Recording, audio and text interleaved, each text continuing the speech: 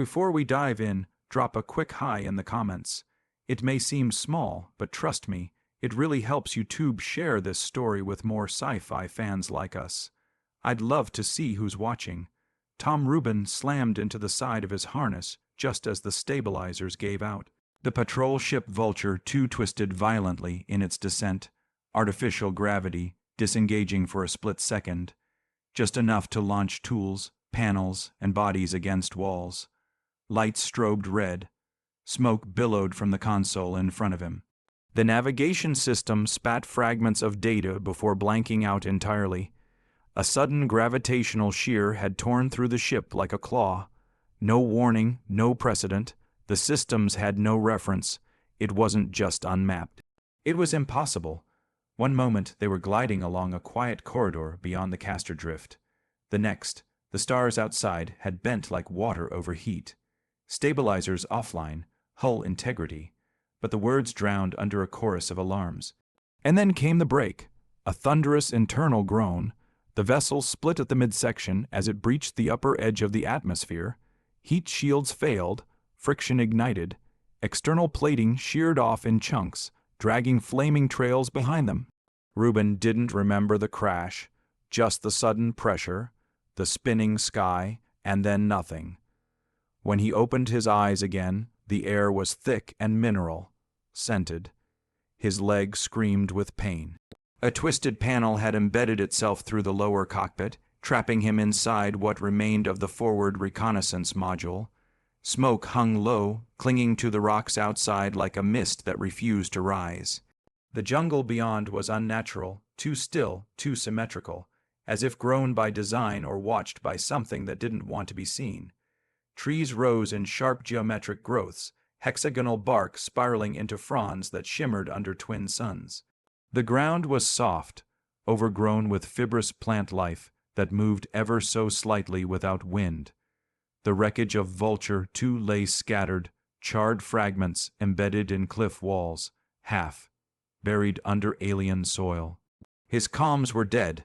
The emergency beacon had sparked once, then failed. There was no signal, no guidance, no backup. Rubin gritted his teeth and dragged himself out of the shattered pod, using a torn seat harness as a splint. Blood soaked the thigh of his flight suit. Each movement sent waves of nausea up his spine, but he moved. One crawl, one breath, one curse at a time. Above, silent as death, 3 black specks floated across the clouds. Guild drones, angular, trilobed. Their sensor arrays hung low, scanning, rotating in overlapping arcs. He froze, covered himself with wet foliage, biting into his lip hard enough to taste blood. If they picked up his signal, even residual heat, the Guild wouldn't ask questions.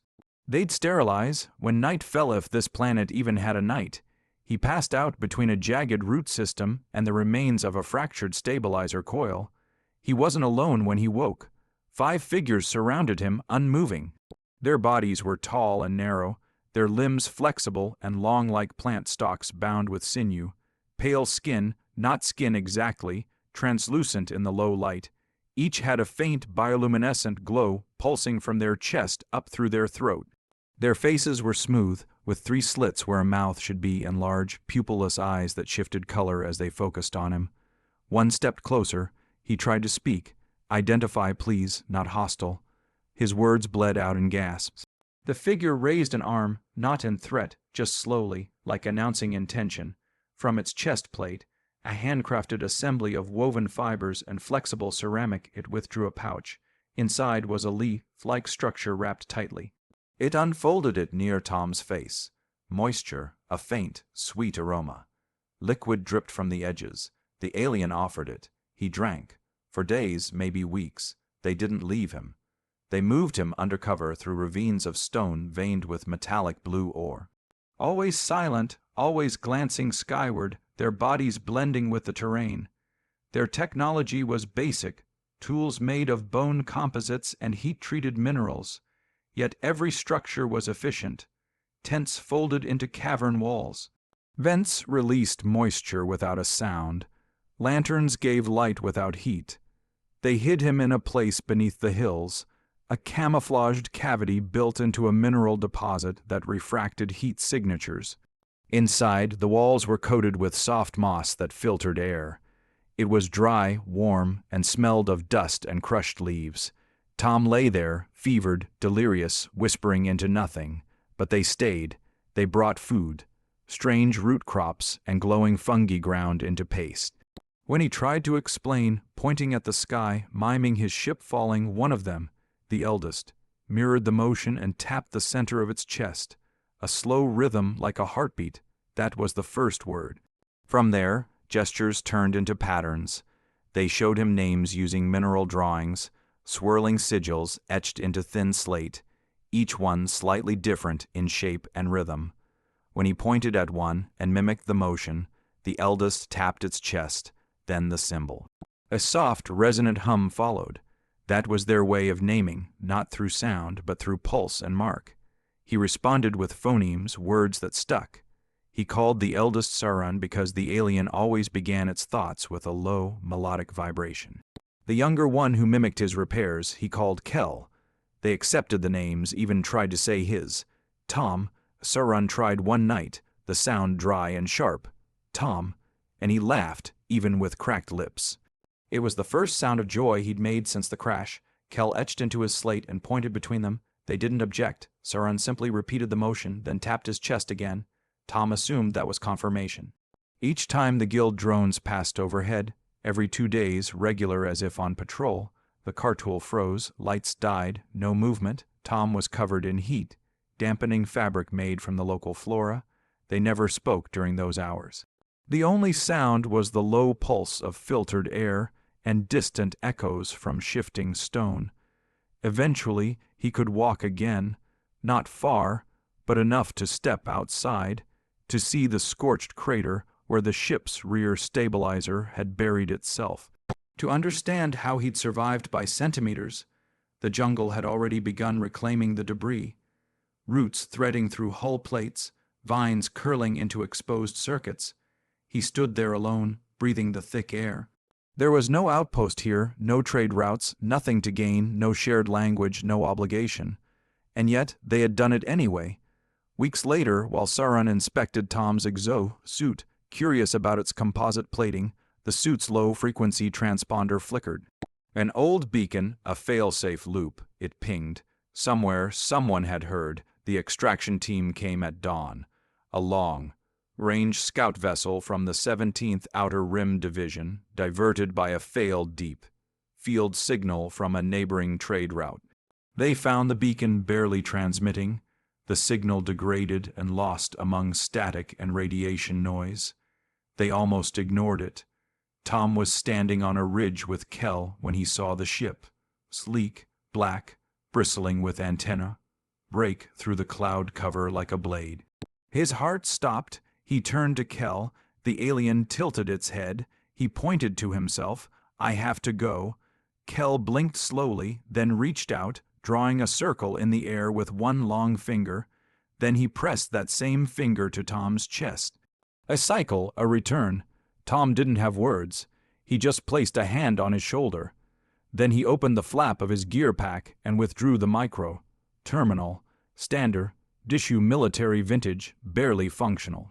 He checked the power core, dead. He blew dust off the interface and held it up. He keyed in a command, BioAuth. Authentication override initiated, confirmed. He stared at the screen a moment longer. A faint reflection of his own cracked face blinked back. Then, slowly, he handed it to Saran. The elder looked at it, tilted, studied, blinked. "For you," Tom said, "in case I don't come back." The cowl didn't nod, just held it with both hands like it was made of glass. When the extraction crew landed, they rushed to him with rifles raised. He waved them off. "It's safe." He said, "Stand down." They scanned the area, found nothing. Not a single life form. The cowl had vanished. No footprints, no heat trails, not even a broken leaf. Just silence, just absence. Tom said nothing, and he wouldn't.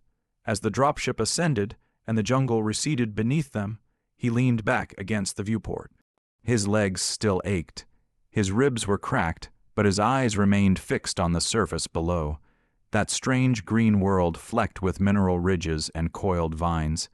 He didn't know if they were watching or if they'd ever be safe.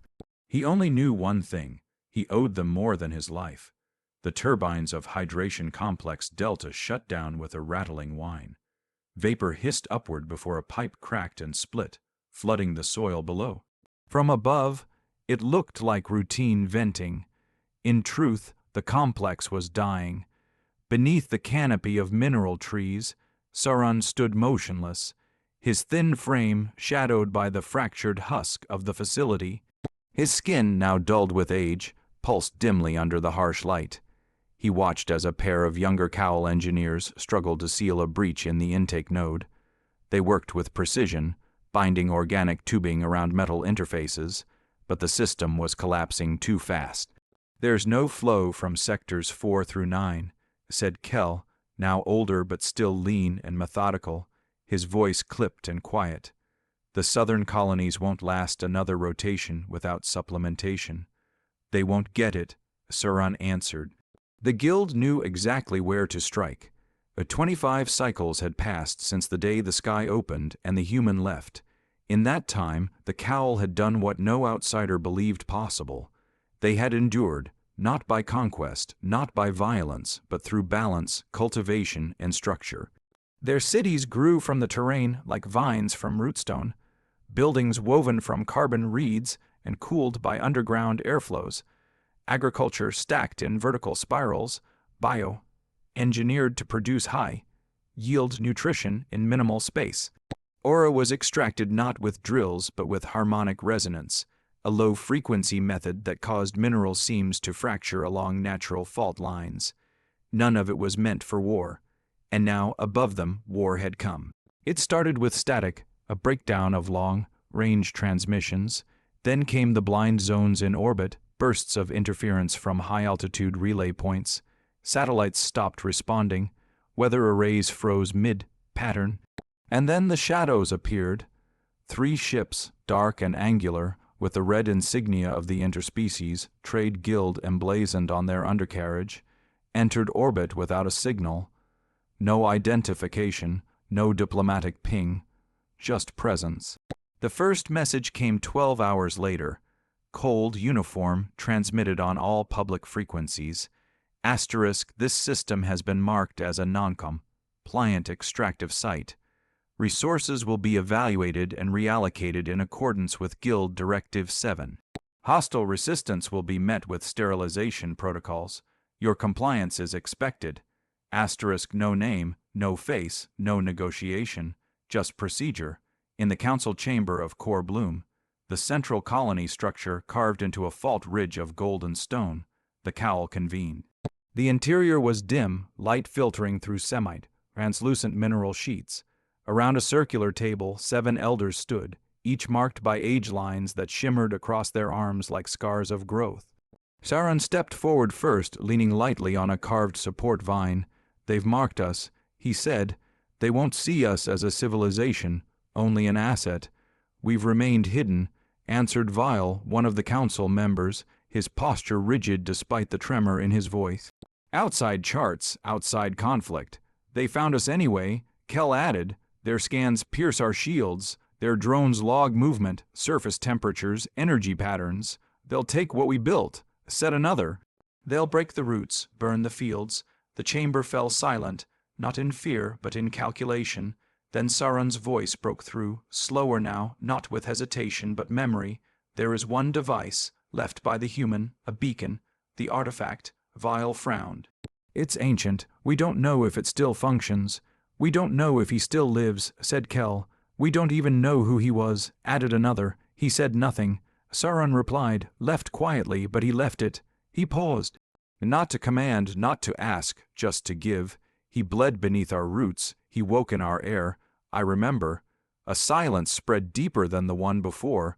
One of the younger cowl, Marin, a technician with markings of recent engineering guild, adjusted a faded data panel on the table. "If it even activates, it won't reach the council. Our frequencies don't cross the guild firewall." "It's not the council I want," Sauron said.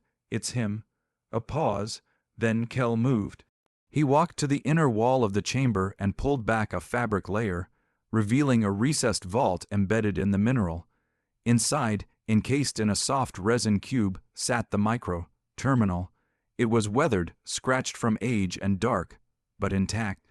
He placed it on the table. "It requires biological signature," he said. "No one here has it." Saran stepped forward. "I don't need to command it, just to carry the echo." He placed his palm on the surface.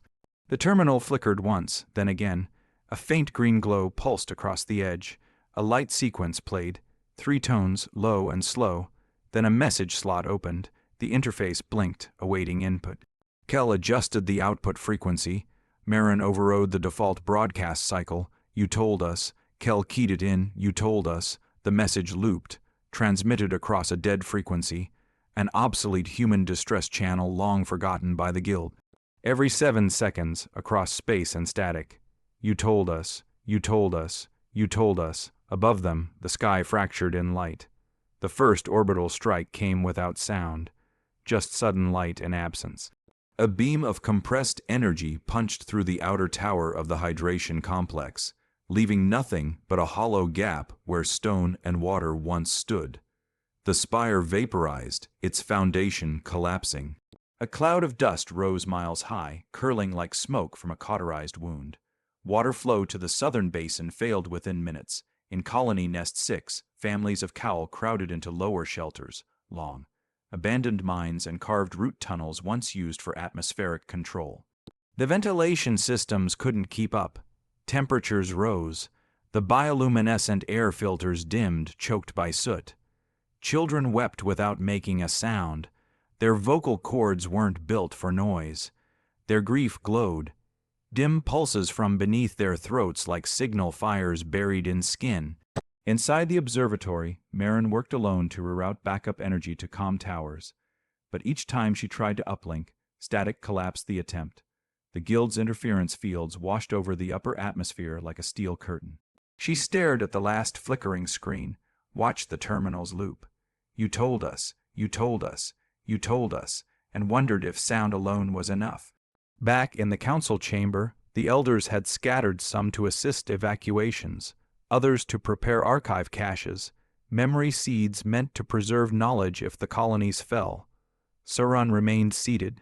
His breath was slower now. The tips of his fingers trembled. Kel returned, dust clinging to his arms. "We've lost Delta and Gamma. All hydration flows rerouted to core bloom. It won't last." Saran didn't look up, just pressed a hand to the terminal again. "Send it again." Kel nodded. The message looped again. "You told us." And somewhere across void, silence, and time, they hoped the message found someone who remembered what a promise sounds like. The signal appeared as a flicker, barely a pulse. Inside a diagnostic readout, Tom Rubin had long since stopped watching. He was standing on the forward observation deck of the UE's Satya, overseeing atmospheric simulations from a colony in the outer Garland expanse, when his wrist module vibrated once, then stilled. He tapped the interface out of habit. The subchannel was flagged, legacy military, obsolete frequency. The system automatically tagged it as environmental interference. It cued the report for archival discard. He didn't look away. Tom's eyes narrowed. He keyed into the stream. The waveform repeated every 7 seconds. 3 tones, then text. "You told us," his breath caught. For a moment, the ship's ambient hum faded into the distance. The bridge lights, the soft voices, the data pulses. Everything fell silent inside his mind. His pulse hitched once, then steadied. He keyed into deeper protocol layers, bypassing system filters. The transmission was weak, fragmented, but the biometric tag embedded in the signal hadn't changed. His tag, he stared at it, not moving, not blinking. 25 years folded into a single pulse, the same pulse that saved him once. Behind him, Lieutenant Commander Greaves approached with a tablet in hand. "Sir, the anomaly near Sector 12 has..." Rubin raised a hand without turning. "Hold." Greaves paused, waited. Tom shifted to manual override, dragging archive logs into view. His fingers worked the console with precision. He filtered the registry, matched the frequency, referenced deep memory logs from 25 years prior. There it was, the terminal, the authentication code, the location, unregistered off-grid, but not forgotten. He keyed the location manually, coordinates locked. The planet appeared in the hollow map like a scar between known territories, classified as inert mineral anomaly. Unclaimed, uncharted, unwanted. But he knew better. He remembered the crater, the shelter, the root paste, and silent hands that healed him. The glow from beneath Sauron's throat. The moment he left the terminal behind, not as a tool, but a promise. He stood there another second, then moved. Tom turned from the console and walked across the deck to the secure command uplink. Greaves followed, expression shifting to unease. "Sir, that signal. What is it?" Tom keyed into the encrypted channel.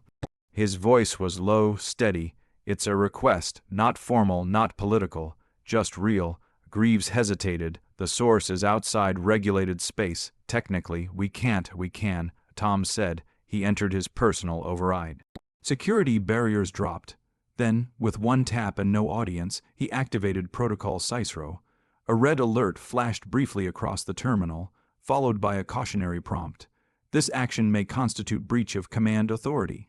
"Confirm override," he confirmed. Below, on the operations level, Commander Duran intercepted the notice. He stormed into the uplink chamber seconds later. "Sir, you just triggered an unsanctioned deployment code. Cicero. That hasn't been used since the Outer Band rescues." Tom didn't turn. "It's still valid. Only under extreme ethical exception, with no diplomatic options, and only with approval from—" "I don't need approval to stop what's coming," Tom said. Duran's jaw tightened. "Sir, this could be seen as command insubordination. High-level breach, you know what that means." Tom faced him, not more than it would mean to let them die.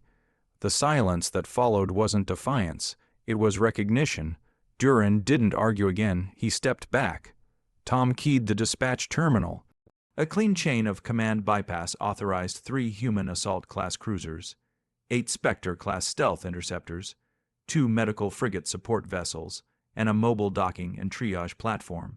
The fleet identifiers were wiped from broadcast. All ship transponders cycled into blackout protocols. Communications were set to burst, only, single, packet encrypted emissions every 72 minutes. No beacons, no diplomatic ping. This wouldn't be a rescue. It would be a return. As systems initiated jump sequence, Tom descended to the lower bay. Officers moved with unspoken urgency. Most didn't know what this mission was. Not yet, but they saw it in their commander's posture, in the way he didn't shout, didn't explain. He simply moved and they followed. On the hangar floor, Flight Lieutenant Miles secured launch protocols on the Spectre 5 *. "Sir, this target isn't logged on any council directive, just a local gravity well and, a few mineral readings." Tom didn't stop walking. "It's more than minerals." Miles looked confused.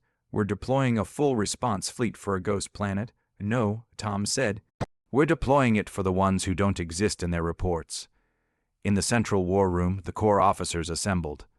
Commander Duran, tactical lead. Sir, systems analyst. Rooker, logistics commander. All silent, waiting. The fleet was already in motion, cruising out of human border zones into the vacuum beyond chartered corridors. CR was the first to break the quiet. "We still don't know who sent the signal." "I do," Tom said. "You're sure they're still alive?" Tom nodded. "I'm not sure of anything, but I know what they gave." He pulled up the old footage, grainy visual logs recovered from deep memory, a time stamp, coordinates, a broken terrain, glimpses of a figure with translucent skin, the image of a terminal being handed over, the faint light of bioluminescent pulses in the dark. Rooker leaned closer. "That's not a species I recognize. You won't find them in any council archive," Tom said, "because they chose silence instead of allegiance, but they chose life too, mine." He turned back to the interface, "So now I return the favor." Outside, the fleet aligned with the drive signature, engines pulsed, bending light. The void stretched into a ripple, and then the stars folded. The Satia entered silent jump. Tom stood alone on the bridge, watching the distortion tunnel flicker around them. His reflection on the glass was older now, creased, scarred, steady. But behind it, the light of the past flickered in patterns he hadn't forgotten. Below those stars, a signal still repeated, "You told us." The fleet moved unseen, and on a planet erased from charts, time bled. Station by station, life by life. The tower collapsed with a soundless flash, just white light and the sudden halt of atmosphere, recycling across a quarter of the southern hemisphere. Marin shielded her eyes as dust swept through the remains of the orbital relay bay. What was left of the observatory was now a fractured shell, open to the sky and blinking in static arcs from ruptured power conduits. Above her, the clouds churned unnaturally, reacting to pressure differentials caused by the destruction of the eastern atmospheric relay. Without stabilizers, weather patterns were unraveling. She adjusted the cracked lens of her transmitter visor and reinitialized the core node. The broadcast signal sputtered again, outbound packet lost. Retry, her fingers, thin and speckled with ash, danced across a fractured touchboard. The message was brief: position, damage report, number of evacuees. She looped the cowl emergency frequency 5 times, once every 6 seconds. And sent it again. Nothing came back. Cycle 12. No acknowledgement. She muttered. Another rumble overhead. The tremor came late. One of the last communications towers west of Core Bloom had gone down. The Guild wasn't destroying at random. They were mapping the grid, cutting distribution centers, silencing outposts, isolating sectors one by one. Beneath her, in the deeper strata of the observatory complex, auxiliary teams moved supplies and survivors into the access tunnels. Marin crouched against a broken archway and listened. No screaming, just the faint clicks and pulses of cowl voices echoing in the dark. Controlled panic, directed action. They hadn't collapsed, not yet. In Colony Nest 6, 72 kilometers away, a group of civilians rushed into the lower mine chambers. A father, taller than the others, with shoulders marked by years in the harvest towers, lifted a child under one arm, its bioluminescent throat dimmed from exhaustion. Behind them, a line of mothers and elder caretakers helped the old and the injured descend the ramps. These were the same tunnels where, decades before, they had once hidden a human, and now they were using them to protect themselves. From orbit, the Guild cruisers hovered in coordinated formation. 5 ships, wide and flat like sharpened blades, moved across the hemisphere in a slow, continuous arc. Their hulls shimmered with adaptive plating, light distortion layers flickering every few seconds to recalibrate sensor camouflage. On the lead ship, Vandro's Axiom, Fleet Commander Rialveros stood with arms clasped behind his back. Transmit again.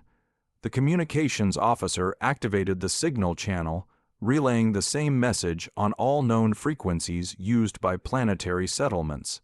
This territory has been deemed non-compliant. All unauthorized development will cease. Submit to orbital lockdown. Final notice. Surrender transmission required within 1 planetary rotation. Failure to comply will result in forced pacification. The message repeated every 5 minutes. Perfect enunciation, no emotion. On the surface, it was heard in every corner of the remaining networks. In the shelters, in the tunnels, in the burn. Doubt control towers. Kell sat against the support wall of the central bio-hub in Core Bloom. He'd been working without sleep. A data relay was open in his lap, its surface cracked, wiring exposed. The power conduit beside him flickered as he overrode a failsafe on the eastward atmospheric flow, redirecting air to the northern quarters. Above him, on the ceiling beams, hung 3 more emergency water sacks. Enough for maybe 1 more day. He heard the message again. He didn't move. Down the corridor, Saran walked slowly, leaning heavier on the carved support staff Marin had shaped for him months ago. His steps were slow, uneven, but his eyes still burned clear. "They're closing," he said, His voice, raspier now, carried the weight of certainty. They won't stop, Kel replied, not unless something stops them. Marin's voice came through over the internal channel. Observatory relay has failed. No more orbital scans possible. I'm rerouting through secondary power and fragmenting data into low burst emissions. Still no response. Saran exhaled. Keep trying. Always, she answered. Outside, a ripple crossed the sky. A squadron of drones, dark orbs no larger than a cowl's chest, swept over the lands, their undersides lit with faint pulses, scanning foliage and thermal trails. When one hovered too close to the edge of an energy condenser tower, a burst of ionized static knocked it off course. It righted itself, logged the resistance, returned to the pattern. Inside the Vandros axiom, another officer approached Alvaros. "Sir, no surrender signal received. Our projections confirm the colony is running on reserves. They will not surrender," Alvaros replied. "They believe distance equals immunity, that they are forgotten, but forgotten things still bleed." The officer hesitated. "Orders, prepare the landing ships." In the launch bay, rows of drop pods were prepped, each one sleek, six-legged with shock absorption plating and magnetic ground anchors. Inside them, guild troopers waited. Humans, yes, but not of Earth. Recruits from privatized colonies under guild contracts. Faces hidden behind opaque helmets. Orders uploaded directly into HUD systems. No dialogue, no emotion. The objective was coded in red. Sector lockdown, full compliance, no exceptions. Back on the surface, Marin clutched the edge of her workstation. Another pulse from above lit the ceiling. A moment later, the shockwave followed, distant but approaching. She didn't say anything. She reached for the panel, looped the emergency transmission again, and added one word to the next packet. Still waiting, she sent it into the dark. Above them, in silent orbit, 5 guild ships aligned perfectly over the planetary equator. Their descent protocols were locked. The atmospheric entry vectors calculated. Troops stood ready. Engines pulsed, and the message kept playing. Final notice. Surrender transmission required within 1 planetary rotation. Failure to comply will result in forced pacification. The subjugation had begun. The fold ruptured without sound. No light, no warning. Only a shimmer in space like heat-warping air. A heartbeat later, it was gone. And in its place, the fleet hovered, 30,000 kilometers above Cowl. The UE Satia emerged into real space alongside 2 human assault-class cruisers, 8 Spectre-class interceptors, and 2 medical frigate vessels held in reserve behind a cloaked mobile triage platform. No transponders pinged, no signal acknowledged their presence. The Guild's sensors, tuned for broadcasted patterns and energy emissions, registered only background vacuum. They had arrived unseen. Inside the Satia's command center, the lights dimmed to operational black. Consoles glowed in muted hues, every motion carried weight. No words were wasted, no alerts were spoken aloud. The room was lined with silence so absolute it felt pressurized. Tom Rubin stood at the forward console, arms resting on the rail, eyes locked on the tactical display. The Guild fleet was arrayed in a concentric orbital formation. 5 cruisers with overlapping sensor grids, rotating in half, synchronized orbits around the equator. Beneath them, dozens of atmospheric pods were preparing for descent. They had no idea. Lieutenant Go, stationed 2 levels below in fleet ops, leaned toward the internal comm. His voice was low, even cautious. No deviation in pattern. Their forward arrays still scanning standard bands. "Sir, they don't see us." "They won't," Tom replied without turning. "Not until they have to." Commander Duran entered from the system's deck, helmet tucked under one arm, expression unreadable in the dark. He stepped close and lowered his voice. "Comms are sealed, not even a heartbeat leaking past the blackout envelope. Earth's blind to us, full isolation. As ordered." Tom gave a single nod, "Then we're alone. Good." Duran glanced toward the upper deck. "That means no reinforcement either. If this fails, it won't." Tom cut in, "We're not here to make a point. We're here to make a decision that means something. Across the command chamber, Tactical Officer Calder watched the displays cycling enemy telemetry.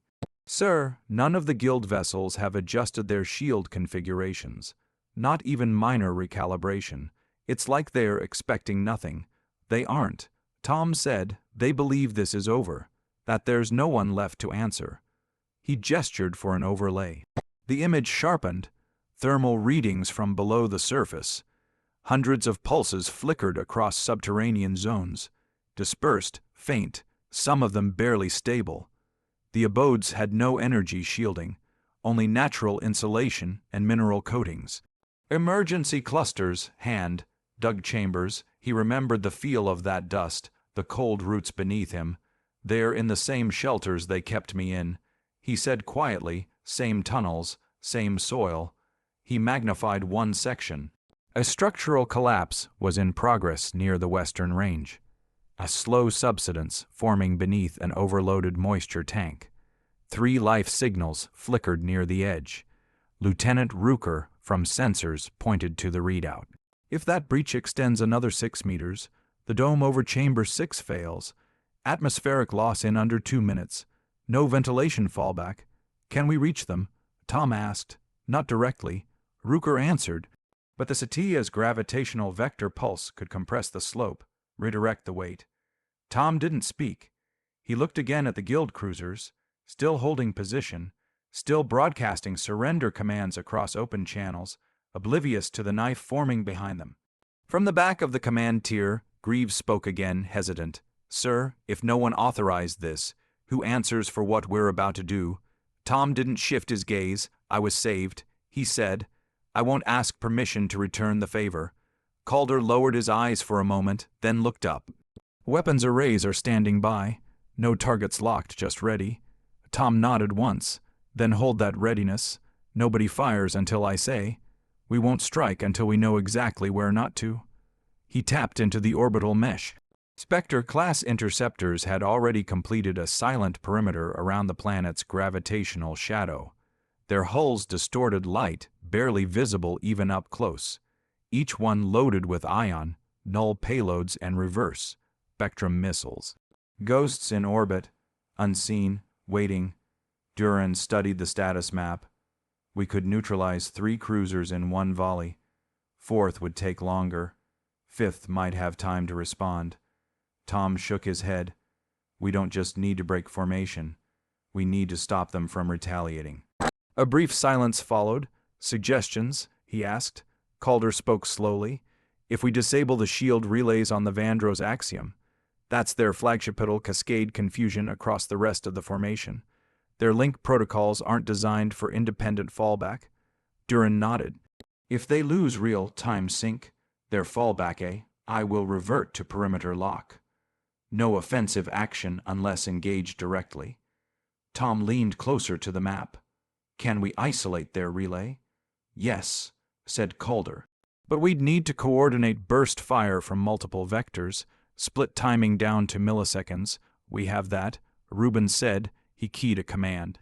Send new vectors to all interceptors. Spectral pattern dagger form 3. Cloak integrity to remain maxed until line breach. Intercept path cuts within 600 kilometers of the outer shield. Too close, Duran muttered. Tom looked to him. Close is what gives them a chance. As orders were relayed, the atmosphere within the Satia shifted. Not louder, not chaotic. Just denser, like the deck itself knew what was coming. Officers moved without raising voices. Crew exchanged glances, but not doubts. Below them, in Cowl's subterranean shelters, heat signatures remained steady. Power reserves in multiple colonies were flickering. In Core Bloom, Marin's last signal still hung frozen in the air, still waiting, and above them, the guild fleet floated in practiced ignorance, perfect formation. Unaware, Tom straightened, hands resting again on the console rail. No message to Earth, no uplink to Council channels. We're ghosts now. He let that linger for a beat, let them learn what ghosts can do. Outside the hull, the stars rippled again, and Cowl held its breath. The guild's lead cruiser, Vandro's Axiom, began its descent with cold precision. Its hull glinted under Cowl's twin suns, engines flaring in controlled bursts as it initiated orbital entry. Around it, the other 4 guild ships followed suit, an elegant, predatory formation of coordinated destruction. But they were not alone. From the far side of Cowl's gravitational field, a single command from Tom Rubin triggered every interceptor in Dagger Form 3. The sky shattered, reverse spectrum missiles, invisible to standard scans, detonated mid-arc across the guild formation.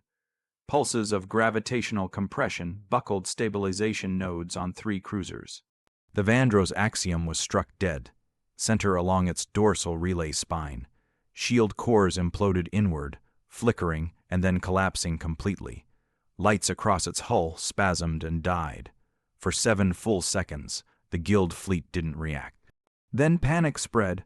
From the Satya, Rubin stood locked to the console, issuing commands with surgical rhythm. Calder, isolate Sector Alpha and Delta. Garrows, push the second line through. Pin their flank before it folds. Yaren, the Asterisk Arcus 4 asterisk stays shielded. No exposure. Copy, sir. Yaren answered. His voice was calm, but his hands moved fast, directing 2 interceptors into position near the medical frigate's perimeter. Down below, in the subterranean corridors of Core Bloom, Sauron froze. Dust shifted from the ceiling. The Cowl children near him huddled tighter as the ground rumbled. No voices, just pulses, nervous bioluminescent signals trembling under their skin. Is it the end? One of the younger ones asked through gesture and light. Sauron didn't answer. He was listening. Above them, chaos bloomed. The Turvon's reach. Second in command under the Vandro's axiom attempted to realign its main battery, but the weapons systems blinked erratically. Orders screamed through open channels, conflicting. Shift formation, reverse spin cycle, shield frequency out of sync, manual override, who's giving orders, we've lost echo command. Inside the guild network, hierarchy cracked. AI fallback routines overloaded. Defensive arrays toggled between modes with a delay of nearly 3 seconds. An eternity in orbital combat. Tom saw the weakness immediately.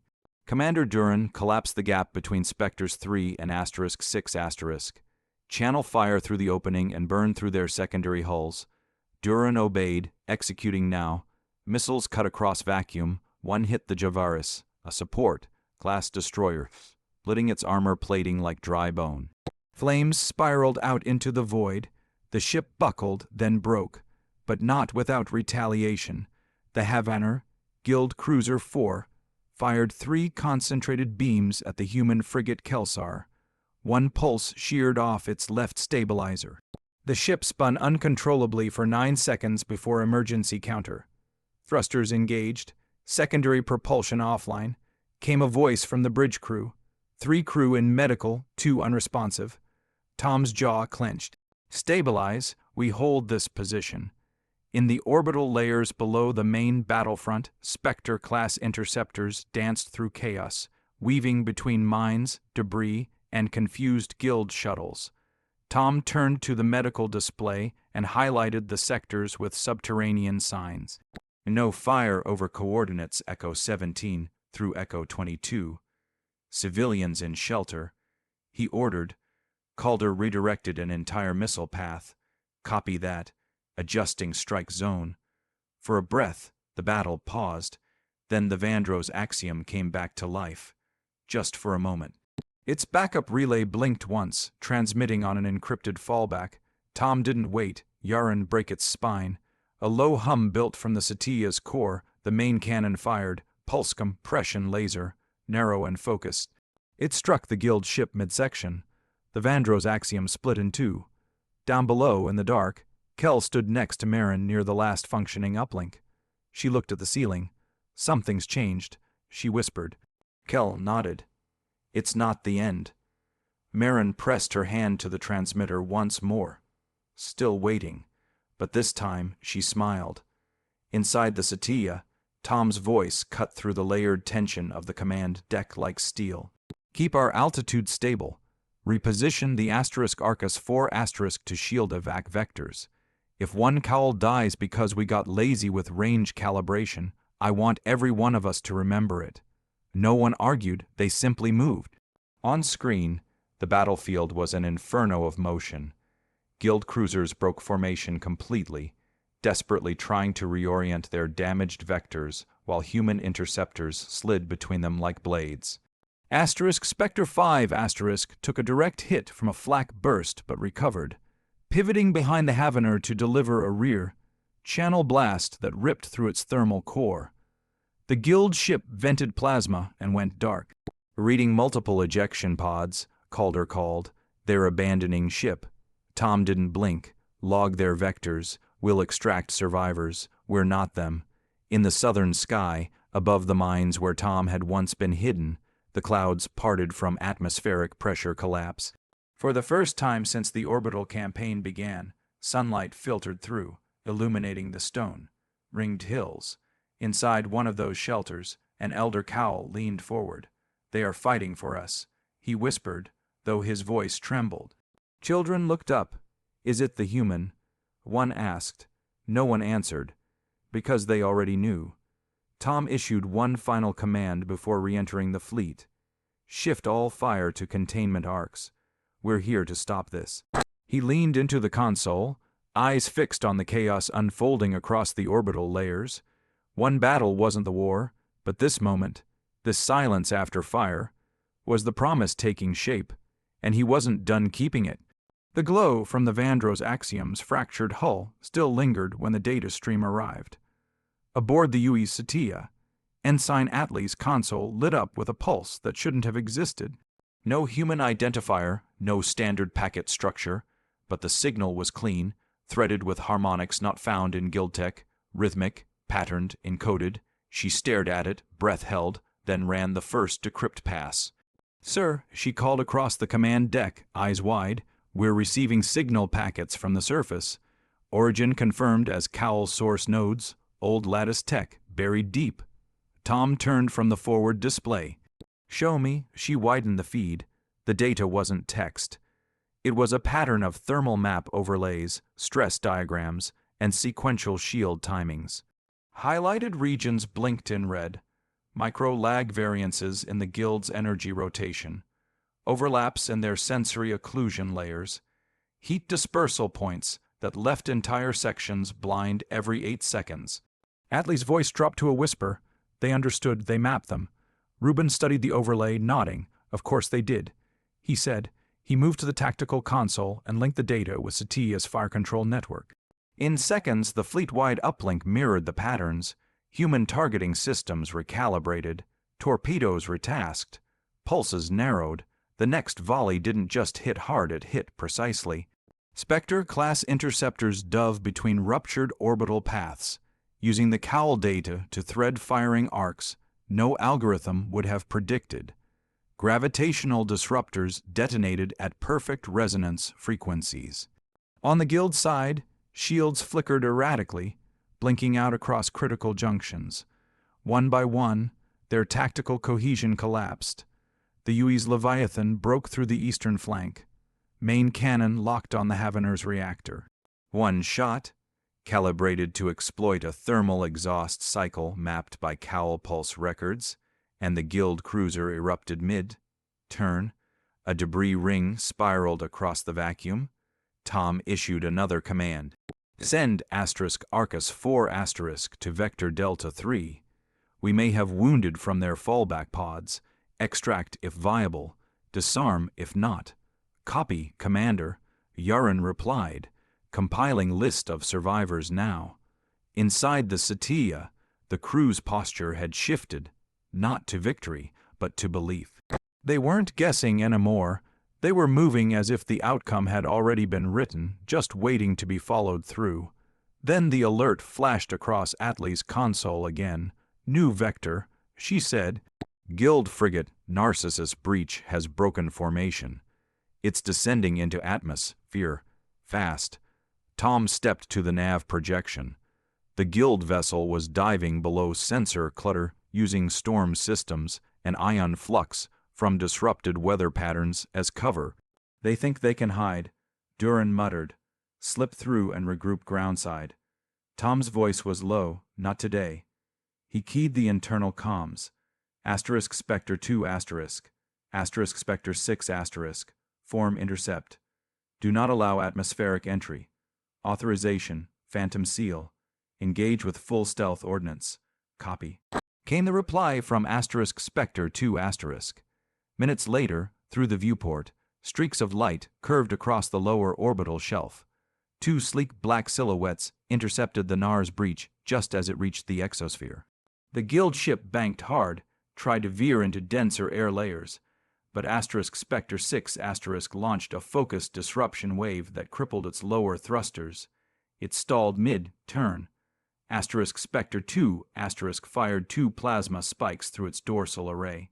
The ship ignited from the inside. No survivors. Tom turned back toward the tactical display. No one touches that surface but the cowl.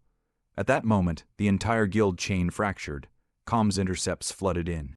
Ruker ran simultaneous decrypts. Sir, some Guild captains are calling for retreat. Others want to hold position and counter. Strike, there's no central command. They're split down the middle. Tom leaned in, analyzing. You cut out the spine, Duran said. Now the limbs don't know what to do. Across the screen, more Guild vessels faltered. Some backed out of formation. Others held, spinning in defensive loops, waiting for leadership that wouldn't return. Then a signal pinged, not a broadcast. A private hail, encrypted but primitive. Source. Tom asked, last Guild frigate still online? Said Atlee. Designation, Redoubt Kai. On screen, the icon pulsed in amber. Tom opened the feed. A brief message blinked across, requesting ceasefire. Repeat, requesting ceasefire. Standing down weapons. The command deck waited. Reuben looked at it for 2 full seconds. No, he said. Calder blinked. Sir, Tom stepped forward, voice hard. They watched a peaceful colony burn. They issued surrender demands with orbital guns. They launched without provocation, silenced communications, and buried families alive. He turned to the console. Send a single reply, text only, then execute full disablement of Redoubt Kai. Yaren nodded. Message. Tom paused only for a breath. No surrender, no ground. Seconds later, the UE's Chiros decloaked behind the Redoubt Kai. Delivered a non-nuclear impact burst across its rear propulsion and tore through its navigation core.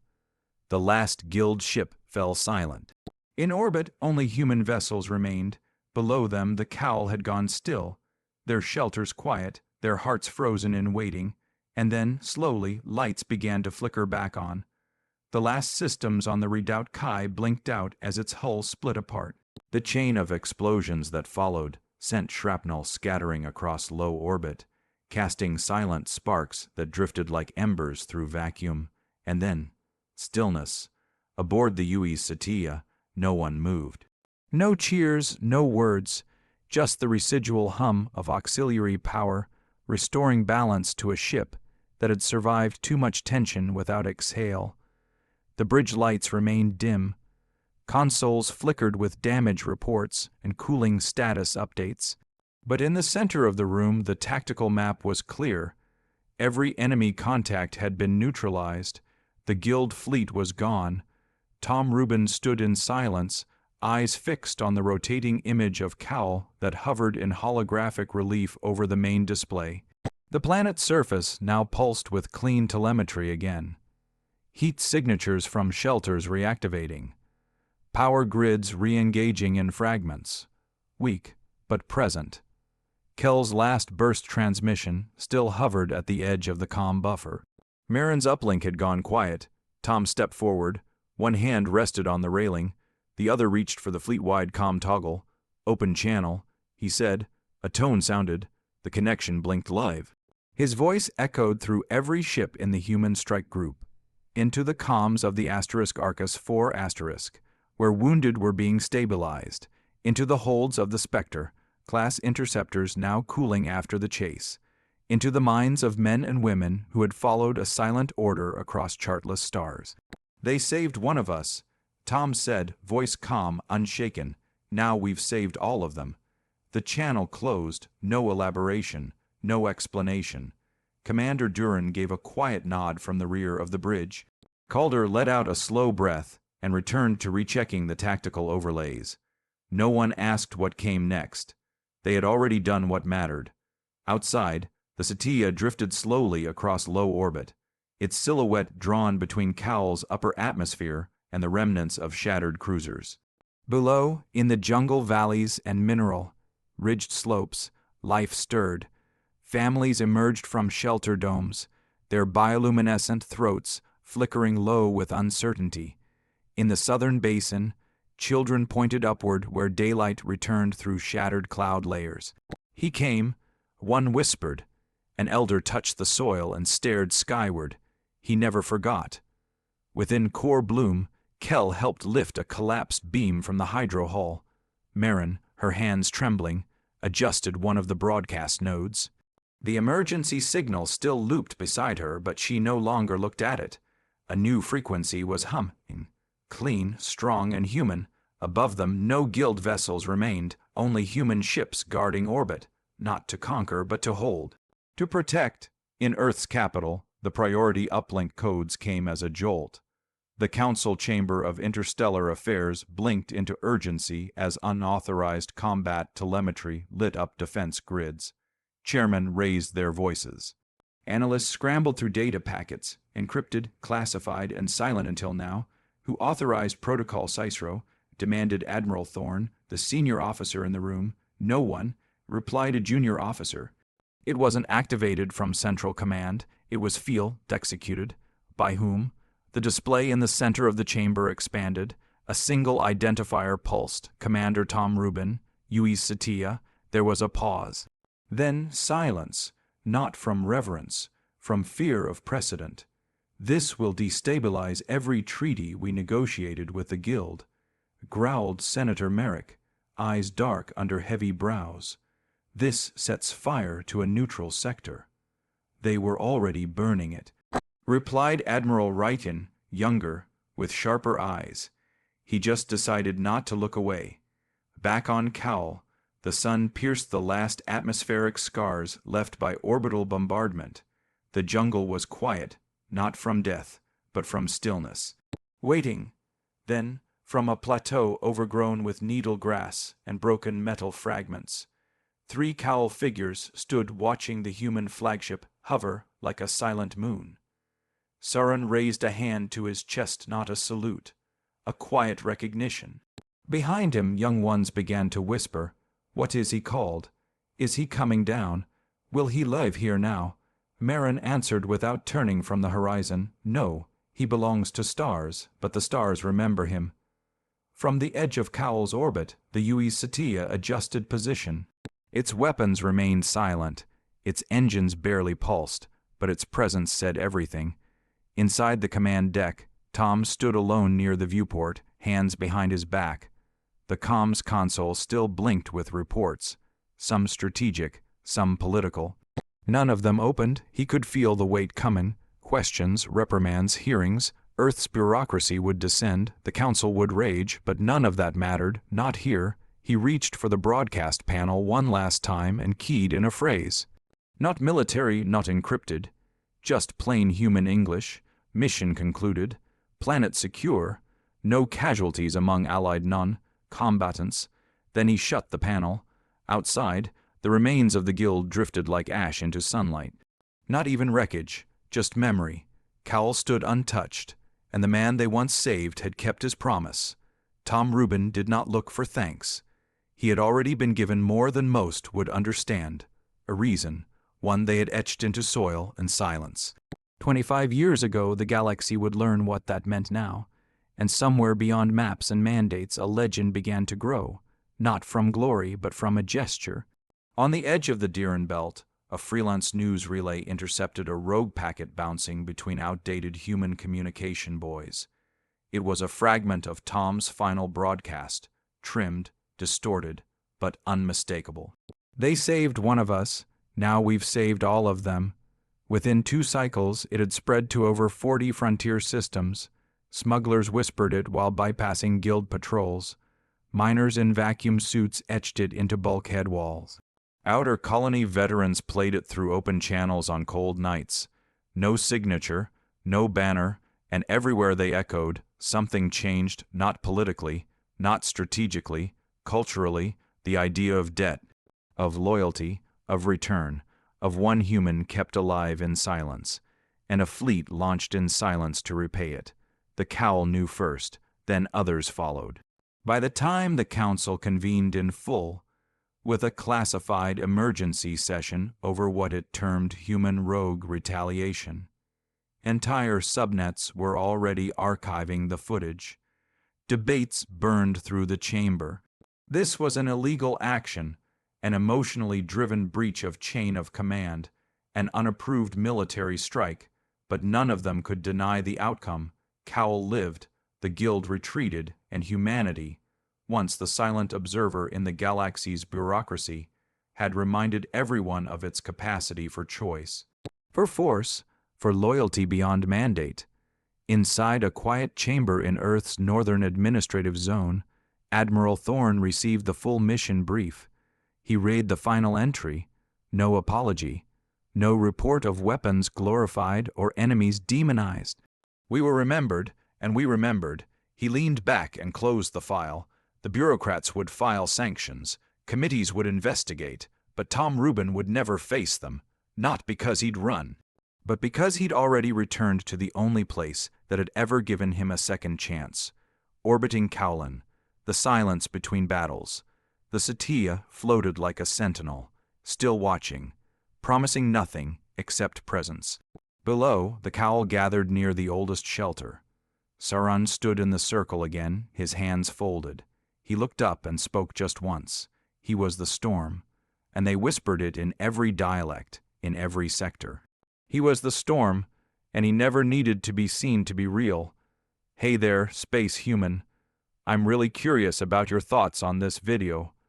Drop a quick comment and let me know what's on your mind, or just say hi if you prefer. Either way, I'd love to hear from you.